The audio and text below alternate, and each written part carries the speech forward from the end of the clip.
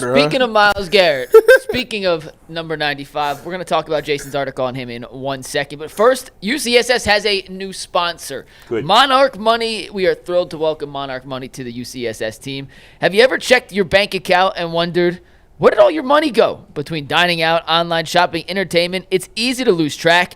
That's where Monarch Money comes in, your personal CFO, giving you full visibility and control over your finances. Monarch Money isn't just a budgeting app, it's a complete financial command center. You can track all of your accounts, investments, and spending in one place. So you stop just managing your money and start building wealth. When I first started using Monarch, I realized just how much I was spending on food delivery. But now, because of Monarch Money, I budget smarter and I'm saving way more than I thought was possible. Take control of your finances with Monarch Money. If you use promo code LOCKEDONNFL at monarchmoney.com, you get 50% off your first year. That is monarchmoney.com. Promo code LOCKEDONNFL for half off your first year. Jason, you were in Europe last week when the Myles Garrett news of an extension broke. And yesterday, you wrote an article. It was published today in The Athletic, and it detailed some of the things that you thought on the Myles Garrett extension. I want to first just give you the floor to give the brief overview of the article. Then I picked two little snippets from the article I think is worth expanding on. So, Jason, the floor is yours to give people a little primer on why you think giving Myles that extension was a mistake. Well, I mentioned in the open that I just sent out a tweet as we were walking in the Eiffel Tower about this is how Jimmy Haslam problem solves, just throws money at it. Tell him to throw it my way. And, you know, I saw a lot of the reaction was, I can't believe you're killing an owner for spending money. That's what you want an owner to do. Yes, of course, it's what you want an owner to do, but it takes more to win than just throw money at your problems. And really, I wrote what I said on the show before I left for Europe was Jimmy learned nothing from the Deshaun disaster. And I understood, like I defended the Deshaun move. You got to get a quarterback. You got to find a quarterback. And they did whatever they had to do to try and get him. But they tried to buy him. Deshaun told them no. And Jimmy wouldn't take no for an answer. So he just kept adding zeros to the check. And Deshaun was like, well, all right. I guess I'm coming to Cleveland. And now Myles made very clear he wants to win. And I've said on the show, he was going to sit down with me 2 years ago and lay out how unhappy he was. And at the last minute sort of walked that back. And chose not to do it. And so I know this wasn't a negotiation tactic. He truly wants to win and has been unhappy with the direction of the Browns. But they threw enough zeros at him to make him say, well, all right, $40 billion a year, as you said, Tyvis, $40 billion a year is hard to turn down. It's hard to walk away from that bag. But what are you really buying here? Because the desire to win isn't going to go away. And no matter how many checks you cash, it's not going to change if he truly wants to be here or not. And I just think that you need to, when somebody tells you who they are, listen to them. And the Browns refuse to do that. They're just going to keep throwing money at these guys. And you can't, the Browns have spent over $1 billion in cash the last 4 years on their roster. How many playoff wins do they have for $1 billion? Zero. So don't tell me that it's all about spending. It's not. There's a lot more to building an NFL team, to building a franchise, to building a culture than just throwing money at guys. Yes, spending is important, of course. Of course it's important. And in the right circumstance with the right culture, Jimmy's checkbook should be the best weapon in the NFL because there's not many owners who will do it this way. But it takes more than that. And we have all the evidence we need to see that. So I don't know why this is so controversial of a take to have, that I think they should have traded him. Not because he requested a trade, because it was the best interest of the franchise. The intersection of where this franchise is right now, of everything we've talked about this morning up until this point, where he's at in his career, trade him. Get what you can for him. It'll be a lot. Is it going to be 3 firsts? No. Is it going to be 2? Maybe. But you're at least going to get 1, you're going to get a 2, and you're going to get whatever else. So that, again, next year, when you're not shopping in the scratch and dent aisle and you're picking between a car with 300,000 miles on it and a car with a blown muffler, you can actually go out and try yet again to solve the quarterback search. But I just don't understand this idea of like, what are you trying to accomplish here? And it goes back to the Russell Wilson conversation. Are you really just trying to win 8 or 9 games and scrape into the playoffs so you can lose in the first round? Okay, I guess you can do that, but I don't know how that's furthering this franchise into a healthier spot. It's not. It's just living in this moratorium area of purgatory. So I think they should have traded him. I said that, wrote that in December. I thought they should have traded him. He had no leverage in this, none. They controlled him for 4 years. He had no leverage, and yet they still gave him a no trade clause. Like, how's that happen? Now he has all the power. Now he has all the leverage because he's got a no trade. You went from having all the control to none of the control, like that. It's kind of amazing. Okay. Yeah, that is crazy that they gave him a no trade clause. That part is kind of nuts. My thing, I think they, with the extension, they like, well, he's probably going to play here, so they won't need the no trade. It wouldn't matter about the no trade. Well, they can't trade him anyway because he's making $40 million at 32 years old, 33 years old. Yes. That's going to be hard to trade that contract anyway. I agree but with it's you. the concept behind it that just blows my mind. I think, listen, everybody labels me as a Browns apologist. That's all right. They blame me as a hater. They call me a Browns apologist on this show. That's not the case. Honestly, the way I look at it is, I know they didn't. I know they never took calls on Myles to begin with, so they don't know what they would have got for Myles because they didn't even entertain the thing, which I believe they should have. Because I was with you. I said they should probably trade Myles Garrett. They decided not to. I think when you give him that contract, to me, it screams to me that they feel, especially with some of the moves that they've made, they feel like if they get that defense back to what it was, which I know how you feel, like you think that 2 years ago was a fluke. Yeah. It could have been. Mm-hmm. But I think that they hanging their hat on the fact that if we get that defense to what it was 2 years ago, we can at least be a competent team in this league because defense still wins championships. Not really. Anyway, he said, so I think the reason that they kept Myles is they have to fix the culture. And the reason why I'm against your whole we need to start Kenny Pickett and then lose and just not be good. Maybe not lose. Whatever. But like you saying if you want to get a good quarterback, you got to be not good anyways. I think in their mind, you have to kill that culture because that's where it's at. That's the problem now. I do agree with that. Is that people's culture, they're so accustomed to lose. Losing is not the worst thing that happens to people. Getting used to losing is the worst thing that happens to people. And that is what happened last year. And that's why it just looked the way it looked. So I think you have to dead that entire culture and get a winning mentality and a winning culture back in there. Because when they were winning games, Sundays was a lot different. It didn't matter who they put in there. They was going in there to win the game. And that was not the case last year because they got used to just losing these games. And maybe the coaching staff enabled it a little bit because of the fact that they didn't point out Deshaun's flaws. They said nothing negative to Deshaun in film rooms and all of those things. So it was like, oh, y'all enabling this, so what the heck? What's the point? They have to get that trust back between the players and the coaches, and they got to find guys in there that's one, that know how to win and that want to win. That's the three things that this team is missing right now.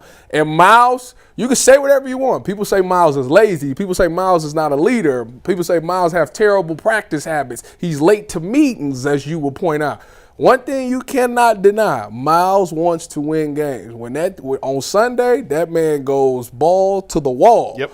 So he has the winning culture on Sundays, which is where it matters the most, and he really wants to win. So I think the reason they felt comfortable giving him that contract is because they know at the worst case scenario, this guy's still going to show up on Sundays and he's still going to want to win these games. So a couple of things to unpack based on what you guys said there before we jump into some specific quotes. There's two different things going on here. There's the whole thought about Jimmy Haslam as an owner, and then there's specific to the Myles Garrett situation. In terms of the thoughts about Jimmy being an owner, there's always the fan base, fans generally only pay attention to the money they spend, or maybe their hiring and firing practices. As we know, there's way more to it in being an owner. Jimmy Haslam is like, what's his name? Lonzo Ball. Is it Lonzo Ball? Who's the good ball brother that puts up the big stats? LaMelo. He's LaMelo Ball, right? He puts up all these sexy stats. He spends a lot of money. But he doesn't, there's no winning there. There's no winning. LaMelo Ball's not a winner. He's a loser who puts up big stats, doesn't care about winning. And that's, I wouldn't call him a loser. So to a percentage of the fan base, Jimmy, when we say Jimmy's a terrible owner, if you ask people behind the scenes, And like there's stuff we know, especially I know you know, whatever, that like you hear about Jimmy, that he's just an awful manager, he's an awful owner. But fans don't see that stuff and really don't care about a lot of that stuff. All they see is, are they willing to spend? Yep. I know as a fan of the Bengals, I'm beyond frustrated in Mike Brown's unwillingness to spend on his best players. He ain't got it. So that's bullshit. He's got it. So when they spend money on their best player, fans are gonna look at that as a win. And I get it. It's hard to kill a team for paying their best player a ton of money. Right? But there's more to it. It's a nuanced argument. So Jimmy, we're going to always look at Jimmy as a terrible owner.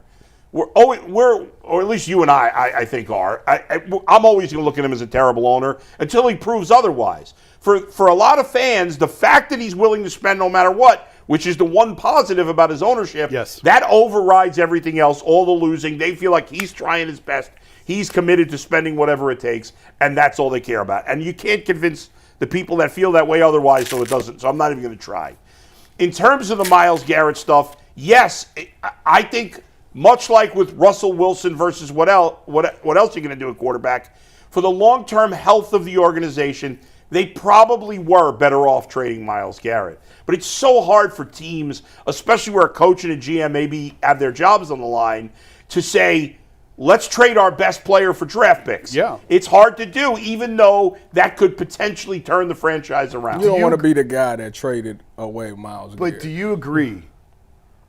This was not an Andrew Berry decision on what to do with Myles Garrett. This was a Jimmy Haslam. The owner of the team decides if the best player on in the franchise stays or goes. That's Andrew right. Berry is carrying out the wishes of ownership. That's true. Andrew Berry is not standing up at the podium saying we are not trading Myles because Andrew Berry believes. Maybe he does. Yeah. I'm not saying he doesn't. But he's the press secretary at that point, carrying out the mission of the president. And the president in this case is Jimmy Haslam saying we're not trading. Like, Jimmy's the one making that decision. And I also want to point out, I put this in the article. Yeah. I actually think Jimmy, up until the deal, handled the negotiation perfectly. Like, when Myles comes to him and says, I want to meet with you, and he says, go talk to Andrew. That's exactly what he should do. That was the right thing to do, That's exactly what you do. Yeah. And, like, it's like, oh, my God, he's getting it. He's learning. But then what does Myles people do? Myles people leak it and say, look at that. That man won't even meet with the best player on the team. Yeah. And it somehow gets framed as if he did something wrong. Right. And within days, Myles has a new contract, no trade clause, and a $40 million. It's like even when he does the right thing, he still can't get it over the finish line because it now is framed publicly that he did something. He didn't do anything wrong by telling Myles. He didn't do nothing wrong. No. He did exactly. And there were a lot of fans that thought he did something wrong. No. We're always telling Jimmy to stay out of it. He said, what he said was, we have one voice speaking on this, and it's Andrew. Yeah. Go talk to Andrew. That's it. That's exactly what he should have done. Right. But because he got embarrassed by it, and because the way that it was framed. He should have. And Myles, as you said, Myles had zero leverage. None. I was hearing some media members saying Myles Garrett had leverage. I didn't understand what they were talking about. If he wants to retire and go, that was his only option. Go scrape for dinosaur bones. That's his leverage. That was it. He had no leverage unless he was willing to sit out. He didn't until he got traded. Well, he didn't even threaten retirement. Trey Hendrickson threatened retirement. He didn't even threaten retirement. Myles went from no leverage to $40 million, richest contract for a non-quarterback, and the no trade blows my mind. It blows my mind. So, Jason, from the article, I pulled out two little tidbits that were making their rounds on social media, two things that I thought kind of stood out in particular that I wanted you to get a chance to expand on more if you need the choice to or want to, and then we could talk about it as well. But this first one comes on maybe some of the hesitation as to why the Browns should have rewarded Myles with that record-setting extension. Steve, you take this. Well, this is from Jason's column in The Athletic this morning. Quote, it's well known within the Browns that Garrett is frequently late to the facility. He has skipped mandatory team activities on multiple occasions. Veterans typically police their locker room on those types of things and create the culture of accountability. But here, it's the best player breaking the rules. That has to change now. Elite performers earn more forgiveness than anyone. That's true in any business, but there's a certain level of responsibility that comes with a contract of this magnitude, end quote. So, Myles Garrett, we've known this about Myles Garrett for a while. Myles Garrett says he wants to win, which I think he does, but he has never shown the full commitment to winning here as a Brown. If you're doing these things, and he's not going to change, why would he change at this point? just because you got paid more money. If anything, it probably just entitles him more, which Yeah. is what I wrote. I hope doesn't happen. I hope that there's a sense of responsibility that comes with this, Yeah. not a sense of entitlement. I mean, I kind of went easy on him compared to what I could have written about that stuff and what we know, what I know. But I didn't want to turn this into a smear Myles. I truly did not want to do that. He's a phenomenal talent. He's a great player. He's a generational player. He's going to the Hall of Fame. He could be the all-time sack leader by the time he's done. So I don't want to make it look like I'm going after his character, because I'm not. I'm just pointing out the reality here that, like, I don't know why in the media it's so hard for people to just be honest sometimes. We're just having an honest conversation. Like, this is what's going on. He's been late frequently is an understatement. He's blowing off mandatory report dates where he's supposed to be in the facility, and he blew it off. Like, you can't. And I was thinking about this. I've been thinking about this for a while, and I think I alluded to this a little bit on the show, and I didn't put this in piece. But not everyone is born to be a great leader. Can we agree on that? Of course. And just because you are the most talented player on the team doesn't mean you're a great leader. And I just wonder if Myles has ever been in a culture where he has learned how to lead. He went to Texas A&M. He didn't go to Ohio State. He didn't go to Alabama and play for Nick Saban. He went to Texas A&M. Oh, what's wrong with that? How many great players have come out of Texas A&M? A lot. Elite generational. Von Miller. Okay. Who else? Michael Bennett. It's Mike Evans, Myles Garrett, and Von Miller, the three most recent success Would you stories in the agree most pedigree top NFL players don't go to Texas A&M? Would you agree with that? As an A&M fan, Jason's correct. So, and it's not to say that you can't be. I'm just saying, who at that program showed him how to lead? Or was he just the biggest, strongest, fastest kid out there? Right. They weren't particularly good when Nobody he was said there they weren't good when he was there. When he came to the Browns, they didn't win a game. Who with the Browns has taught him how to be Joe Thomas. a leader? Joe's on the other side of the ball. Are you talking about on the defensive side? Anywhere. I mean, Joe could count, yes. But Myles who is else? not a leader. He's just not. But and here's the point I'm trying to make. I'll go back, and again, I'll go back to when LeBron was here the first time. LeBron was a terrible leader. LeBron was a kid. He was 18 years old when he got here. He didn't know how to lead. And anyone who was around that team will tell you that. LeBron went to Miami, and Pat Riley showed him how to do it. Pat Riley showed Dwayne Wade how to do it, who showed LeBron how to do it. Udonis Haslam was there doing it, and LeBron saw how to do it. LeBron came back a completely different person to Cleveland the second time than he was when he left, because he didn't know how to do it. And he basically has admitted that. That's why he went to Miami, was to learn how to do it. Who's taught Myles how to do it? Nobody. So I'm not trying to absolve him of this. I'm just trying to point out that, like, I don't think it comes naturally to him in a lot of ways. I think he's a little bit impressionable with some of the decisions that he's made.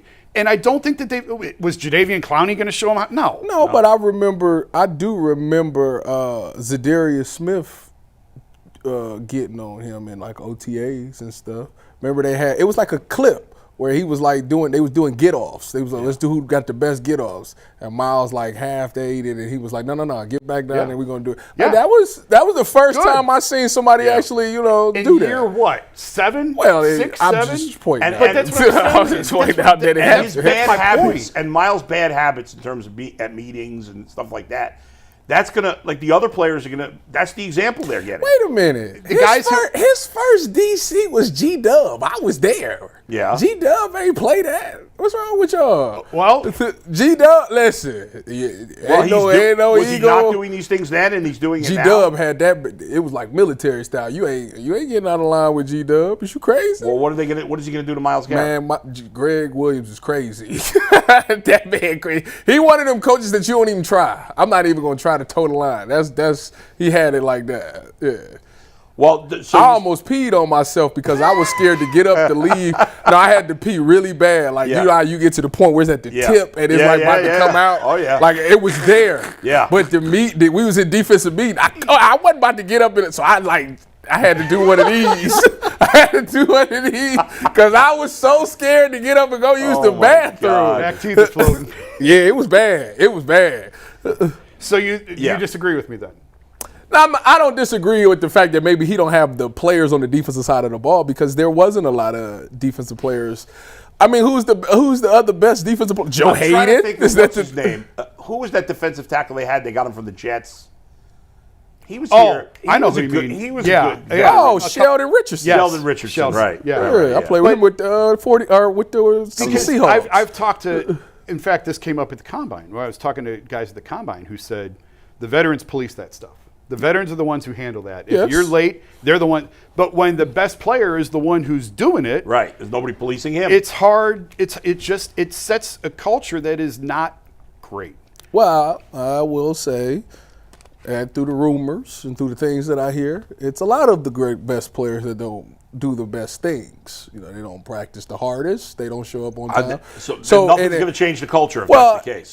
That's the problem. It starts with a guy like Myles having to say, listen, you've put it out there that you want to win, but you also at some point you also got to look in the mirror on these things as well. Like you got to be able to ask yourself, am I doing everything that I'm supposed to do? Yes, on Sundays, absolutely. Nobody will ever take that away from Myles. To play with some of the injuries that he played with and still be effective as he is, to know that you're dealing with all these things as far as the offensive scheme goes and you still be a game record, yes.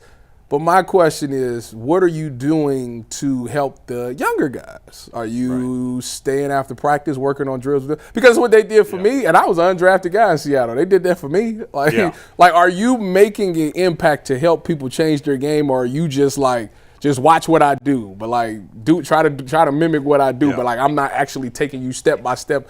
And I just refuse to believe that he wouldn't do that. I don't think he would not do that. And how many guys, even in the NFL, how many guys are physically gifted like him? None. Zero. Yeah. So he might be able to get away with it.